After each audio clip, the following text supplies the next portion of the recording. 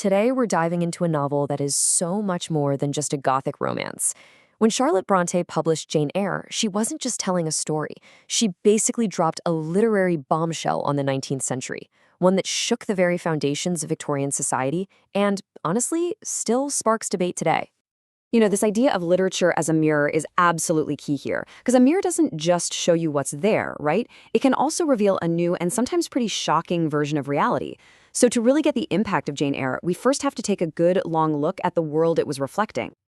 To understand just how radical this book was, you have to picture the world it was born into. We're talking about Victorian England, a society built on super rigid social rules, strict moral codes, and a patriarchy that was, well, everywhere. At the very heart of this era, a massive cultural debate was just raging. It was called the woman question. And this wasn't some quiet academic chat in a library. No, this was a fierce public argument happening everywhere about what a woman's role was supposed to be, what she was allowed to do, and where exactly she fit in. And the answer society came up with? It was this ideal called the angel in the house. This was supposed to be the perfect Victorian woman, totally pure, pious, and completely submissive. Her entire life was meant to be about serving her husband and family, creating this perfect little home, all while having zero power outside of it. And this really captures the conflict at the time perfectly. On one side, you have the established, quiet angel, but on the other, you have this radical new idea bubbling up, the new woman, someone who was independent, who was educated, and who wanted her own freedom. This is the cultural battleground that Jane Eyre walks right into. So, into this world with all its rules and expectations, Charlotte Brontë introduces a heroine who is pretty much the exact opposite of that angel in the house. I mean, come on. This one line is practically a manifesto. Right from the start, Jane demands that you see her for what's inside, her soul, her heart, not for her looks or her social status. She's just completely rejecting everything society uses to measure a person's worth. It's so powerful. Really, everything about Jane's character is an act of rebellion.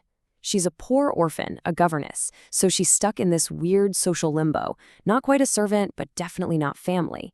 And yet, from this position of having basically no power, she insists on her own mind, her own morals, and even chooses her principles over the promise of passion.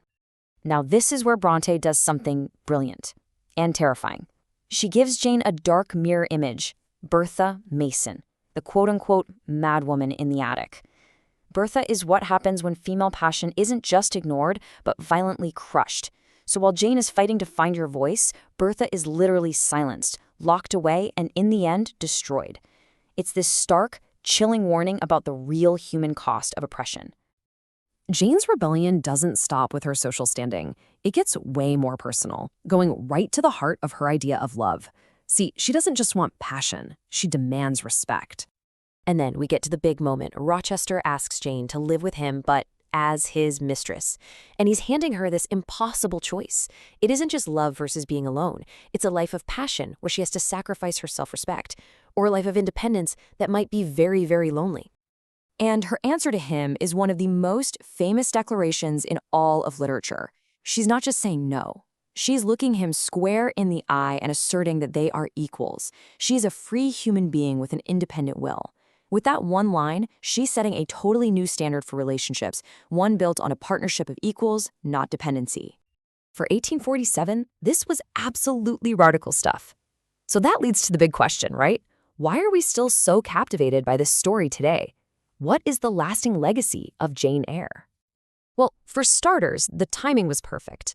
The novel landed right in the middle of the first wave of feminism. This was a movement all about getting women basic legal rights, things like owning property and getting an education.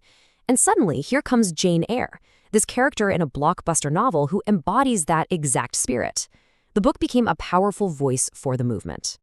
But the reason it's still so relevant is that its core themes are timeless.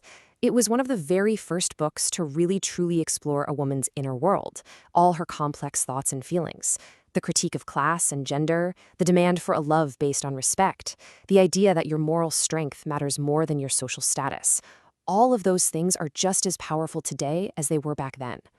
Which really leaves us with this one final thought. Jane Eyre's whole fight was about having her voice heard in a world that was trying its hardest to silence her.